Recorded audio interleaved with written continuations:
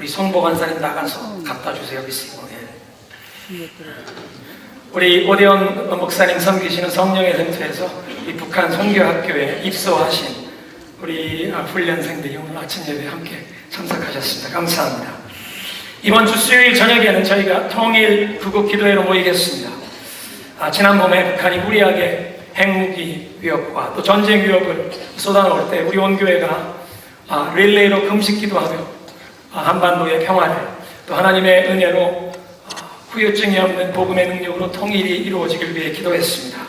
그런데 대한민국의 국가 전복을 도모하는 간첩들, 종북 좌파 인사들이 국회의원으로 또 정부의 곳곳에 사법부에 매스컴에 사회 전반에 이렇게 활동하는 그런 모습을 보면서 우리들이 다시 한번 대한민국을 위해 부르짖고 기도해야 할 때라는 것을 깨닫습니다. 그래서 북한에서 핍박당하는 지하교회 성도들의 간증을 듣고 또 우리 탈북 난민들을 위해서 또 평양에 억류 중이신 우리 배준호 선교사님 하루속히 석방되어 시애틀의 가족의 품으로 돌아올 수 있도록 우리가 함께 모여서 기도하는 시간으로 삼겠습니다. 그래서 이번 수요일 저녁에 우리 많이들 참석하시기 바랍니다. 우리 함께 따라하겠습니다. 나라와 민족을 위해 지금은 기도할 때다. 나라와 민족을 위해 지금 기도할 때입니다. 그래서 수요일 저녁에 다 함께 나오셔서 우리 한반도의 평화를 위해 대한민국을 위해 북녘 땅의 동포들을 위해 함께 기도하는 그런 시간을 갖겠습니다. 오늘 말씀에 귀를 기울입니다. 사도행전을 기록한 누가는 본래는 의사였지만 고대 문헌을 연구하는 학자들 사이에는 아주 수준 있는 역사가 그렇게 평가받습니다. 왜냐하면 그의 기록이 그 당시에 당대 다른 저자들과 비교할 때 역사적인 이 객관성, 정확성이 있는가 하면 그의 이 내러티브, 이야기를 전개하는 굉장히 뛰어난 이 이야기의 스토리가 있습니다. 성령의 감동에 의해서 사도행전을 기록하게 되었지만 누가는 이 초대교회의 역사를 처음에는 데오빌로 가카요, 그러나 그것은 꼭 데오빌로 가카라는 그 사람만이 아니라 우리 모두에게 주신 이 글인데 이 글을 통해서 뭔가 전하기를 원하는 메시지가 있습니다. 그런데 사도행전 1장부터 5장까지 우리가 함께 살펴보았는데요, 거시적으로 보면 누가는 먼저 초대교회의 내부적인 이야기를 적고 그 다음에는 이 초대교회가 주변 사회와 어떤 관계를 갖고 가는지를 기록하고 있습니다. 처음에는 내부 관계 얘기를 적고 그 다음엔 이 주변 사회의 관계를 적고 또 다시 내부 관계 그리고 이 주변 사회의 관계를 기록하는데 점점 이 주변 사회와 이 교회와의 관계 속에는 핍박이 심해지는 것을 사도행전이 전개되며 보게 됩니다. 사도행전 1장을 보십시오. 교회의 내부적인 모습을 묘사합니다. 예수님이 승천하신 뒤에 예수님이 세우셨던 12사도 가운데 한 사람의 공석이 생겼습니다. 가로지다가 예수님 배신하고는 스스로 자기의 목숨을 끊지 않았습니까? 그래서 교회가 기도하고 제비 뽑아서 마띠아를 그 12명의 사도의 빈자리를 먼저 채우고 그리고 주님께서 맡겨주신 일을 감당하게 나아갑니다. 2장을 보면 함께 모여 기도하던 교회에 오순절에 성령의 세례가 임할 때 교회는 더 이상 자기들끼리만 모여있는 것이 아니라 예수의 구원의 그 기쁜 복음을 가지고 세상으로 뛰어나가게 되는 것입니다. 그래서 그 오순절에 정말 감동적인 베드로의 설교가 기록되어 있고요, 그리고 3,000명이 회심하고 예수님을 믿게 되는 역사가 그 2장에 기록되어 있습니다.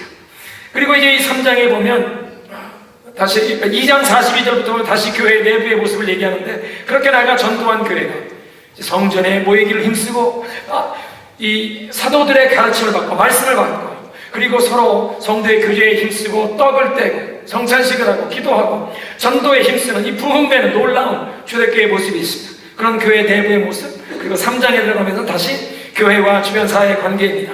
성전 미문에 앉아서 구걸하던 이 장애인이 베드로와 요한이 예수 그리스도의 인물 복음을 선포할 때 고침받고 수많은 사람들이 모여들 때 그들에게 복음을 다시 한번 증거하게 됩니다. 이번에는 핍박을 받게 되죠. 핍박을 받게 됩니다. 그 핍박을 받은 사도들이 다시 교회로 돌아오게 됩니다. 교회로 돌아오게 돼서 그 교회에 핍박받은 소식을 전할 때 교회가 다시 한번 함께 모여 기도하고 하나님께 나아갈 때 하나님 핍박을 거두어 주옵소서가 아니라 이 가운데도 복음을 담대하게 전하게 하나님 우리에게 은혜 주옵소서. 그렇게 기도할 때 성령이 그들을 다시 한번 충만하게 하시고 그들 가운데 거짓없는 사랑, 유무상통의 관계가 일어나고 놀라운 교회의 부흥되는 모습을 보여주십니다. 그것이 4장으로 계속되는데 그런데 이제 5장에 들어오면서 교회의 내부적인 모습이 계속되지만 이제는 교회에 문제가 스며들어오기 시작합니다. 거짓과 위선이 교회 안에 들어와서 그 교회의 이 신뢰를 깨뜨리고 분열을 가져오려는 이런 문제가 있습니다. 그런데 하나님께서 거기에 대해서 엄하게 심판하시는 역사를 보게 된 것입니다. 여러분, 사도행전의 이 초대교회 역사를 이렇게 교회의 내부적인 모습과 또 교회의 주변 사회와의 관계, 이 두 가지를 번갈아 가면서 기록하는 것에는 이유가 있습니다. 교회의 두 가지 특성을 깨우쳐 주시는 것입니다.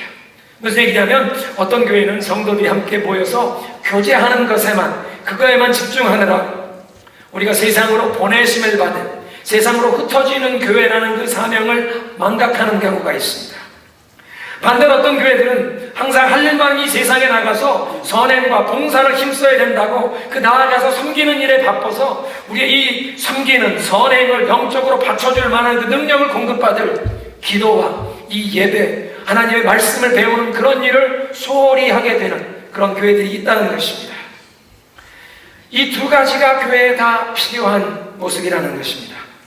교회는 모이는 교회인 뿐만 아니라 주님께서 우리에게 맡겨주신 그 사명을 가지고 세상으로 보냄받은 흩어지는 교회의 역할을 감당해야 하는 것입니다. 선행과 이웃을 향한 그 봉사가 영적인 능력을 공급받지 못하고 진행되다 보면 여느 사회의 어떤 봉사기관이 자선사업하는 것과 별 다름이 없는 그런 모습의 봉사가 되어버립니다. 교회가 하는 봉사는 분명 그 예수 그리스도의 사랑이 흘러가야 하는데 주변 세상에 자선사업하는 유나이티드 웨이가 하는 그런 사업과 다른 바가 없다면 이건 교회의 봉사가 변질이 된 것입니다. 반대로 교회가 성도의 교제, 함께 모이는 것에만 신경을 쏟고 또 우리에게 맡겨주신 이웃을 찾아가서 사랑으로 봉사하고 섬기며 그들에게 이 복음을 증거하는 그 사명을 망각하다 보면 교회는 지극히 자기중심적인 self-centered, 자기들의 편한 것과 자기들의 유익만을 추구하는 그런 교회로 굳어질 수 있습니다. 그런 교회는 내가 익숙한 것에 집착하면서 교회 문턱이 높아지고 이 아웃사이더, 새로 오는 사람들을 반겨주지 않고 그런 분위기가 정착되다 보면 교회는 점점 생동감을 잃고 교회가 쇠약해져 가다가 교회 문을 닫게 되는 그런 안타까운 모습을 우리 주변에 있는 미국 교회에서 우리 보고 있다는 것입니다. 그래서 누가가 보여주시는 이 초대교회의 역사는 이 두 가지를 번갈아 가면서 교회는 모이게 힘쓰는 교회뿐만 아니라 주님이 주신 사명 가지고 세상으로 보냄받은 교회다, 이 흩어지는 교회다, 이것을 다 균형 있게 감당해야 한다고 깨우쳐 주시는 줄로 믿으시기 바랍니다. 따라하겠습니다. 모이면 기도하고 흩어지면 전도하자. 모이면 말씀 배우고 흩어지면 봉사하자. 믿으십니까?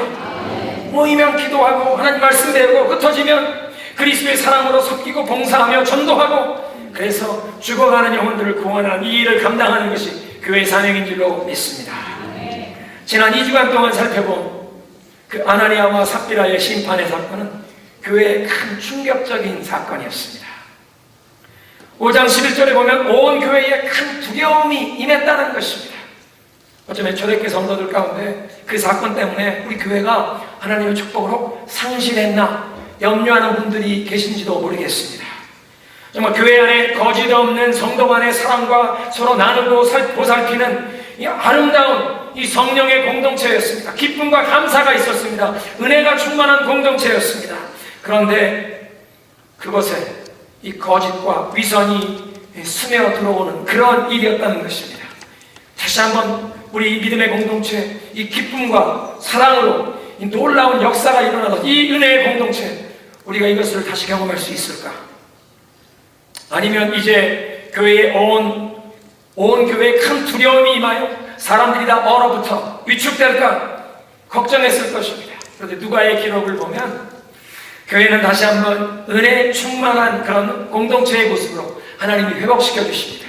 12절을 보십시오. 사도들의 손을 통하여 민간의 표적과 기사가 많이 일어나매 하나님께서 다시 한번 사도들의 성격을 통해서 놀라운 기적이 일어나게 하시는데 많이 일어나게 하셨다. 5장에 우리가 함께 보았던 그 아나니아와 삽비라의 사건이 그것도 사도들의 손길을 통해 일어난 기적이지만 이것은 심판의 기적이었다면 이제 5장 12절에 나타난 이 기적은 하나님께서 자비와 긍휼의 기적을 베풀어 주시는 것입니다. 하나님께서 다시 한번 은혜를 교회에 부어주신다는 것입니다. 그래서 청교도 주회가 매튜에는 그렇게 얘기하고 있습니다. 하나님께서 아나니아와 삽비라를 심판하시기 위해서 당신의 보좌에서 뻘떡 일어나셨다면 이제 다시 한번 하나님께서 당신의 은혜의 자리에 앉으신 것이다. 그 은혜의 보좌, 시은좌.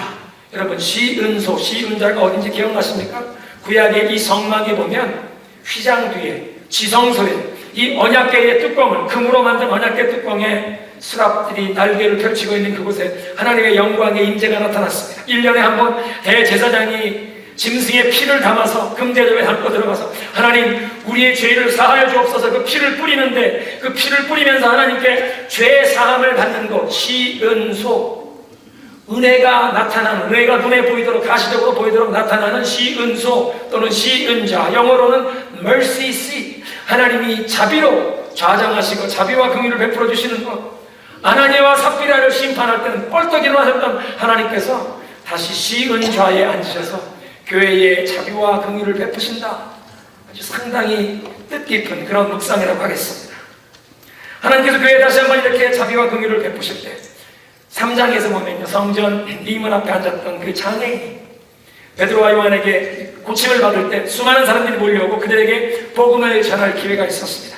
마찬가지로 5장 12절에 하나님께서 사도들의 이 손길을 통해, 안수기도를 통해서 하나님의 임재와 능력이 나타나는 많은 표적을 행하시는데 이 교회 사역이 다시 한번 본래대로 일어나는 것입니다. 이렇게 놀라운 하나님의 은혜가 교회에 임할 때 어떤 일이 일어납니까? 12절에 믿는 사람이 다 마음을 같이하여 솔로몬 행각에 모이고. 성령 충만한 교회가 교회에 들어오려던 이 위선과 거짓을 물리치고 이 죄 문제를 청산하고 하나님을 두려워하는 마음으로, 또 죄를 두려워하는 마음으로 이 영적인 순결로 정결함으로 나아갈 때 성도들의 마음이 하나가 되는 영적인 일치가 일어났다는 것입니다. 성도들이 한 마음이 되어 솔로몬 행각에 모였다면 무엇을 했겠습니까? 찬양하고 기도하고 복음을 선포했을 것입니다. 그리고 이렇게 성도들이 한 마음이 되어 영적인 일치 단결을 이룰 때 거룩한 구별이 일어났습니다. 13절입니다. 그 나머지는 감히 그들과 상종하는 사람이 없으나 백성이 칭송하더라. 나머지는 누구입니까? 성전에 올라오는 사람들 중에 그리스도인이 아닌 사람들, 불신자들. 감히 상종하는 사람이 없었다는 말이 왕따를 당했다는 말이 아닙니다. 이것은 불신자들이 교회에 소속되는 것을 가볍게 여기지 못했다는 것입니다. 이 성도들을, 이 교회를 칭송하면서도, 칭찬하면서도 진짜로 예수를 믿지 않는 사람이 자기도 예수 믿는 사람인 것처럼, 교회에 함부로 자기도 멤버인 것처럼 그렇게 그런 활동을 하지 못했다는 것입니다. 신자와 불신자 사이에 뚜렷한 분명한 구별이 일어났습니다. 어떤 것이 그렇게 구별을 했을까요? 먼저는 하나님을 두려워하고 죄를 두려워하는 그 참된 경건, 두 번째는 성도들 간의 한 마음이 된 이 성도 간의 사랑이 그들을 구별지었을 것입니다. 사실 이것은 이미 예수님께서 예언하신 말씀 아닙니까? 요한복음 13장에 예수님 말씀하십니다. 새 계명을 너희에게 주노니 너희가 서로 사랑하라. 내가 너희를 사랑한 같이 너희도 서로 사랑하라. 너희가 서로를 사랑하면 세상 사람들이 너희가 나의 제자인 줄을 알리라. 사랑하는 성도 여러분, 교회가 한 마음이 되고 형제간에 거짓 없는 형제부의 이 성도의 사랑이 오고 가면 세상이 우리를 참 그리스도의 제자로 인정해 준다는 것입니다. 참된 그리스도인, 성령 충만한 그리스도인들의 상징이 무엇입니까? 표시가 무엇입니까? 형제 사랑입니다. 거짓 없이 우리 성도 간에 서로를 사랑하는 마음이 성령 충만한 그리스도인의 표인 줄로 믿으시기 바랍니다. 그런데 이렇게 교회가 서로 사랑하니까 전도의 문이 열리게 되었습니다. 요한복음 17장에 예수님이 기도하십니다. 겟세마네 동산으로 나가시기 전에 주의 만찬을 하시고 제자들의 발을 씻기신 예수님께서 그렇게 기도하셨습니다. 아버지여, 아버지가 내 안에 내가 아버지 안에 있는 것 같이 그들도 다 하나가 되어, 제자들을 위해 기도하신 것입니다. 교회가 다 하나가 되어 우리 안에 있게 하사 세상으로 아버지께서 나를 보내신 것을 믿게 하소서. 예수님의 기도의 내용을 잘 들어보십시오. 저들이 내 안에서 하나가 되면 아버지께서 나를 이 세상에 메시아로, 구원자로 보내준 것을 세상이 믿게 될 것입니다. 교회가 하나 되고 성도들이 서로 사랑으로 한 마음이 되면 세상은 예수님이 인류의 구원자이신 것을, 하나님이 보내신 메시아인 것을 믿게 되는 역사가 일어나는 줄로 믿으시기 바랍니다. 그래서 예수님이 그렇게 기도한 그 말씀대로 이 초대교회가 서로 한 마음이 되어 솔로몬 행각에 모이고 정말 그들 간에 놀라운 이 사랑이 있는 것을 통해서 전도의 문이 열렸다는 것입니다. 14절을 보십시오. 믿고 주께로 나오는 자가 더 많으니 남녀의 큰 무리더라. 놀라운 이적과 기사가 이 사도들의 손길을 통해 나타나는 것뿐만이 아니라 성도들이 사랑으로 하나가 된 모습을 통해서 이제 전도의 문이 열려서 수많은 사람들이 예수님을 믿게 되는데, 복음을 전하는, 사랑으로 하나가 된 교회가 복음을 전하는데 성령께서 그것을 듣는 자들의 마음에 강하게 증거하심으로 이 이적과 기사만 아니라 복음을 듣는 자들이 예수님께 나아오게 되고 그들의 인생이 이 구원의 역사, 그들의 모든 연약함과 고통에서 노임받는 치유와 회복의 역사가 놀랍게 일어난 줄로 믿으시기 바랍니다.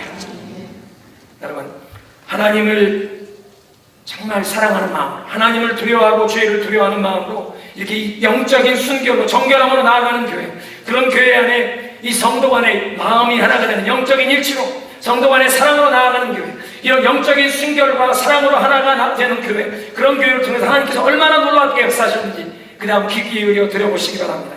15절입니다.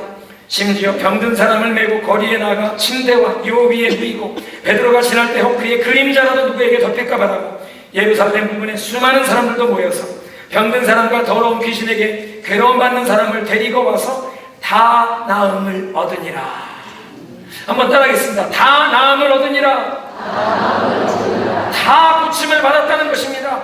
고통 가운데 있는 자들이, 병든 자들이, 이 악한 귀신에게 고통받는 자들을 교회에 데리고만 오면 다 고침을 받았다는 것입니다. 얼마나 놀라운 역사입니까? 하나님을 두려워하고 죄를 두려워하는 이 성결함으로 나아가고 사랑으로 하나 된 교회를 통해서 하나님께서는 한 영혼을 구원하실 뿐 아니라 한 가정을 구원하시고 그 가정을 치유하시고 한 사회를, 한 지역을, 한 나라를 치유하시고 회복시키는 역사를 흘려보내길 기뻐하시는 줄로 믿으시기 바랍니다. 우리 탁구마 중앙장로교회가 그런 교회가 되어야 할 줄로 믿습니다. 하나님을 두려워하고 죄를 두려워하며 그래서 이 영적인 성결함으로, 순결함으로 나아가고 또 그리스도의 사랑 안에서 마음이 하나가 되어 성도 간에 참된 사랑이 오고 갈 때 우리를 통해서 주님께서도 수많은 영혼들을 구원하시고 가정을 치유하시고 회복하시고 이 지역을, 이 미국을, 한 나라를 치유하시고 회복하실 줄로 믿으시기 바랍니다. 이렇게 놀라운 전도와 치유 역사가 일어나는데 아주 중요한 사실이 언급이 됩니다. 초대교회를 통해서 전개되는 이 복음의 역사가 예루살렘의 울타리를 넘어서 그 주변의 유대 지역에까지 퍼져간다고 기록하십니다. 16절입니다. 예루살렘 부근에 수많은 사람들도 모여서 이 병자와 귀신에게 고통당하는 자를 데리고 와서 다 고침을 받았다. 예루살렘 부근에, 영어 성경은 이렇게 얘기합니다. Crowds gathered also from surrounding towns around Jerusalem. 예루살렘 주변에 있는 다른 마을에, 그 주변에 있는 다른 지역에 있는 사람들도 이제 이 교회에서 일어난 놀라운 복음의 역사를 듣고 사람들을 데리고 오더라는 것입니다. 여러분, 이것은 예수님께서 사도행전 1장 8절에 예언하신 말씀이 성취된 것 아닙니까? 오직 성령이 너희에게 임하시면 너희가 권능을 받고 예루살렘과 온 유대와 사마리아와 땅끝까지 이르러 내 증인이 되리라. 이 사도행전 1장 8절의 말씀은 사실 이 사도행전 전체의 줄거리와 같습니다. 오순절에 성령의 역사가 이 예루살렘에 다락방에 모여있던 성도들에게 임하여 그 복음의 역사가 시작되어 예루살렘에만 머무는 것이 아니라 유대로 퍼져가고 핍박이 일어날 때 사마리아에까지 퍼져가고 사마리아뿐만 아니라 온 땅끝까지 퍼져가는 그 복음의 역사를 사도행전이 기록하고 있습니다. 그 말씀대로 그대로 일어나고 있다는 것입니다.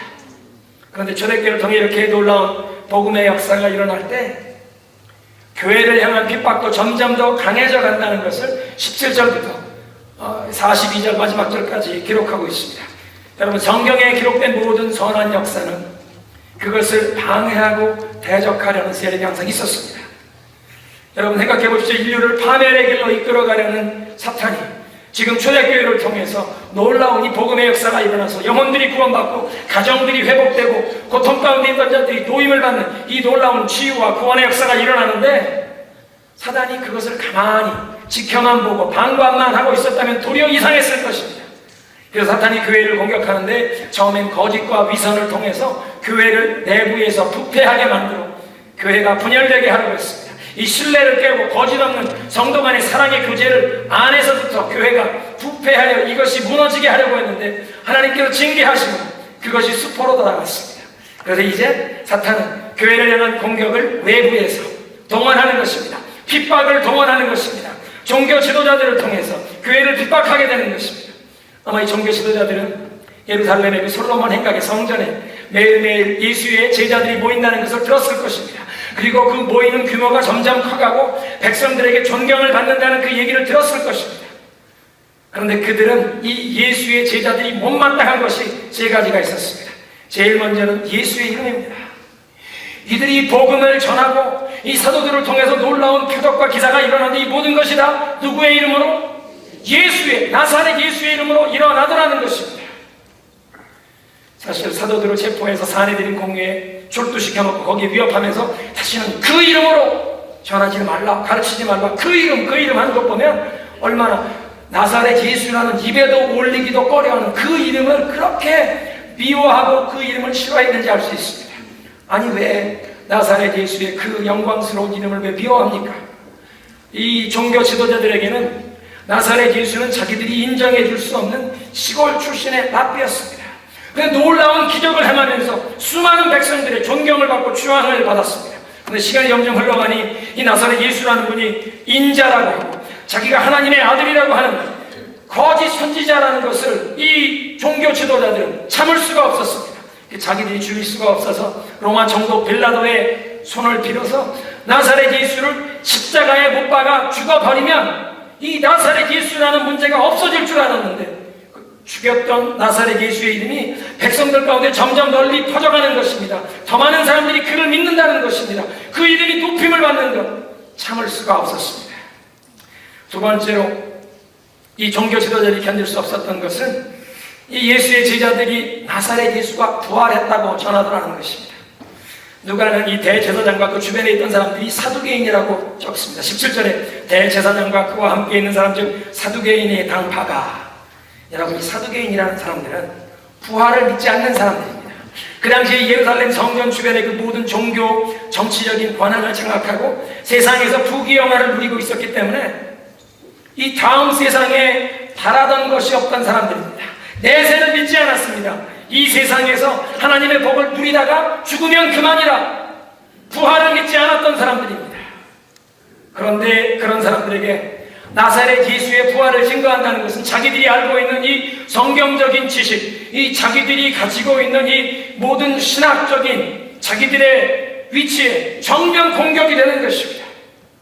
그래서 가만히 놔둘 수가 없었습니다. 뿐만 아니라 나사렛 예수의 부활이 사실이라면 예수님께서 살아계실 때 말씀하셨던 내가 하나님이 보낸 그 인자 메시아라는 말의 증거가 되는 것입니다.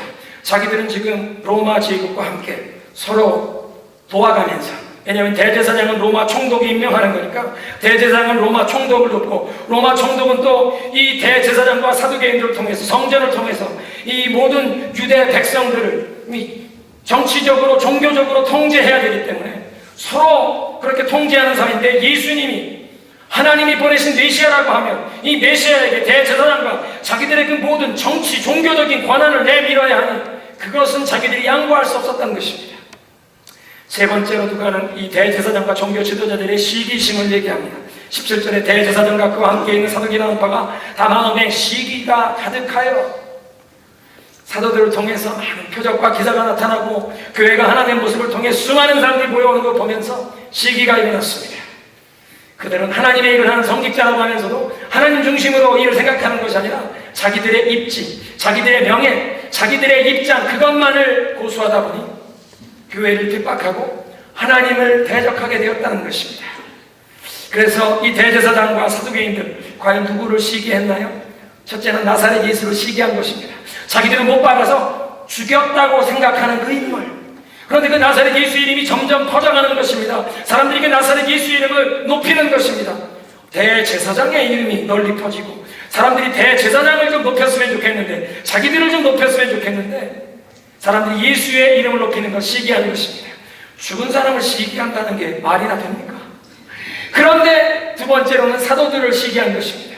자기들이 보기엔 인정할 수 없는 아무것도 배운 적이 없는 제대로 된 어떤 신학교에서 이 신학을 배운 적도 없는 갈릴리 출신의 어부들인데 하나님께서 그들을 통해 놀라운 표적을 행하시고 수많은 백성들이 그들을 따르고 그들의 가르침을 받고 추종하는 것, 그것을 견딜 수가 없었습니다. 이 사두개인들, 예루살렘의 명문 가문 출신입니다. 예루살렘의 최고의 신학교육기관에서 졸업장을 얻었습니다. 그런데 백성이 자기들은 존경하지 않는데, 자기들의 손길을 통해서 하나님의 놀라운 기적을 행하시지 않는데, 사도들, 배운 적이 없는, 제대로 된 교육받지 못한 이 사람들, 하나님께서 들어 사용하시는 것, 그것을 시기했다는 것입니다. 요즘도 세상에서 많은 악한 일들이 시기심 때문에 일어납니다. 하나님께서 귀하게 쓰시는 그런 분들이 공격받는 경우가 있는데요, 가끔 그런 공격 뒤에는 그 근본적인 원인이 시기가 근본적인 원인인 경우가 많습니다. 내가 아니라 다른 사람이 주목받는 것, 그런 것을 참지 못하고 그래서 시기심 가운데 공격하는 그런 일들이 일어난다는 것입니다. 그런데 이렇게 시기심 가운데 이제 사도들을 옥에 갖다 가두는데요, 오늘 성경 말씀 보니까 주의 사자가 밤에 옥에 와서 사도들을 꺼내 주십니다. 여러분 잘 생각해 보십시오. 사두개인들은 부활만 믿지 않는 것이 아니라 천사의 존재도 믿지 않습니다. 그런데 그런 사두개인들이 사도들을 감옥에 갖다 가두었는데 하나님이 누구를 보내서 그들을 꺼내주십니까? 천사를 보내서. 니들은 천사도 안 믿냐? 부활도 믿지 않냐? 그래, 오늘 밤에 내가 천사를 보내서 니들이 계획하는 일이 다 좀 어긋나게 한번 해볼게. 하나님이 천사를 보내십니다. 하나님이 유머 감각이 풍성하신 분이신 것 같아요. 천사를 믿지 않는 사람들이 교회를 핍박하려고 사도들을 옥에 가두었는데 천사를 보내요. 사도들을 옥에서 꺼내주십니다. 그런데 여러분, 밤중에 감옥에서 사도들을 꺼내주신 하나님의 천사가 뭐라고 명하십니까? 19절에 주의 사자가 밤에 옥문을 열고 끌어내어 이르되 가서 성전에 서서 이 생명의 말씀을 다 백성에게 말하라. 사도들에게 저들을 투옥하고 핍박하는 자들로부터 너희들이 피신해라, 안전한 곳으로 피신해라, 교회로 돌아가라, 그렇게 말씀하시지 않고 성전으로 돌아가라고 말씀하십니다. 성전에서 복음을 전하다가 이들이 사로잡히지 않았습니까? 투옥되지 않았습니까? 그런데 어떻게 천사들이 다시 한번 그 감옥에서 꺼내주시고는 또 성전으로 들어가라고 말씀하십니까? 이 말씀을 보면 천사가 이 사도들을 풀어주신 것을 보면 하나님께서 맡겨주신 이 복음 전파의 사명을 감당하라고, 위축되지 말고 담대하게 복음을 전하라고, 사명 감당하라고 주의 종들을 풀어주신 줄로 믿으시기 바랍니다. 이 말씀을 보면 우리가 예수 그리스도의 증인으로 살고자 하면, 그런 믿음의 증인으로 살고자 하는 자 주님께서는 결코 버려두지 아니하시고 우리의 그 모든 어려움 가운데 우리를 반드시 찾아와 주시고 우리를 건져주실 줄로 믿으시기 바랍니다. 주님이 맡겨주신 사명 감당을 위해 충성하는 하나님의 백성들, 주님께서는 결코 버려두지 아니하시고 그냥 버려두지 않고 반드시 찾아와 우리를 붙들어 주실 줄로 믿습니다. 그래서 이사야 41장 10절에 말씀하십니다. 두려워 말라, 내가 너와 함께 함이니라. 놀라지 말라, 나는 내 하나님이 됨이니라. 내가 너를 굳세게 하리라. 참으로 너를 도와주리로, 참으로 나의 의로운 오른손으로 너를 붙들고 너를 건져주리라. 여러분, 주님을 의지하며 주님이 우리에게 맡겨주신 그 사명 감당하기 위해 충성할 때 주님께서 우리를 그냥 버려두지 아니하시고 하나님의 때에 하나님의 방법으로 아무리 암울해 보이고 절망적으로 보이는 그 상황일지라도 주님께서 그 가운데 찾아오셔서 우리를 풀어주실 줄로 믿으시기 바랍니다. 예수님께서 그들이 비록 예수를 십자가에 못 박고 무덤에 안장한 뒤에 큰 돌로 그 무덤의 입구를 막았지만 예수님께서 죄와 사망의 곳을 깨뜨리시고 승리하실 때 그 무덤의 돌을 밀어낸 것처럼 우리 성도들이 얼마나 깊은 그런 수렁에 빠져 있는 것 같을지라도, 얼마나 우리를 애워싼 그 감옥이 깊은 감옥이요, 또 우리를 가두어둔 그 굴에 큰 돌이 맞은 것 같을지라도 부활하신 예수님, 사망의 옷을 깨뜨리신 예수님께서 그 어두운 가운데 우리를 찾아오셔서 우리를 붙들어 주시고 건져 주실 줄로 믿으시기 바랍니다. 오늘 메시지를 마무리하겠습니다. 사도행전을 통해서 보게 되는 교회는 두 가지의 모습이 있습니다. 모이는 교회일 뿐 아니라 흩어지는 교회, 주님께서 주신 사명을 감당하기 위해 세상으로 흩어지는 교회입니다. 모이면 기도하고 흩어지면 전도하고, 모이면 말씀 배우고 흩어지면 봉사하면서 주님이 맡겨주신 사명을 감당하는 교회라는 것입니다. 그런데 주님의 이 은혜가 교회에 임할 때 다시 한번 은혜의 공동체로 회복시켜 주시기 원하시는 하나님, 그 하나님의 은혜의 역사가 임하면 온 교회가 하나님을 두려워하고 죄를 두려워하면서 정말 이 영적인 성결함으로 나아가게 됩니다. 영적인 성경으로 나가는 교회, 영적인 일치가 성도 간의 사랑이 깊어지게 됩니다. 성도 간의 사랑으로 하나가 된 교회를 통해 전도의 문이 열리고 수많은 사람들이 예수님께 나와 복음을 듣게 되고 구원의 역사뿐만 아니라 그들의 삶에 모든 고통과 연약함에 치유의 역사가 흘러가는 줄로 믿으시기 바랍니다. 오늘도 주님께서 우리 교회를 통해서 그런 치유의 구원의 역사가 흘러가기를 원하시는 줄로 믿습니다. 그리고 이런 놀라운 치유와 구원의 역사가 흘러갈 때 핍박이 다가올 수 있습니다. 그러나 우리는 겁내지 않습니다. 갇혀있던 사도들, 옥중에 갇혀있던 사도들에게 천사를 보내어 건져주신 주님께서 하나님이 원하시는 그 사명을 감당하는 교회, 그런 성도들의 삶 가운데 하나님의 때에 하나님의 방법으로 반드시 건져주시는 줄로 믿으시기 바랍니다. 그런 주님 앞에 우리의 믿음의 고백을 올려드리겠습니다.